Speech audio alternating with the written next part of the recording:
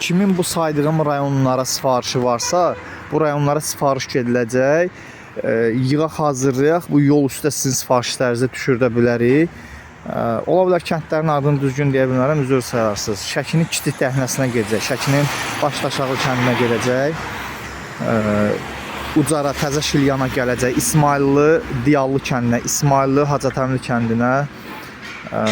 Deməli, Bakının sifarişləri var, Qusarın, Siyəzənin sifarişləri var, Astara, Lənkəran, Masallı, Cəllabad, Bərdə rayonlarının, Yevlax şəhərinin sifarişləri var, canım sizə desin. Tovuzun, Qazaxın sifarişləri var, Tovuzun qovlarıdır, Qazaxın iki kəndidir.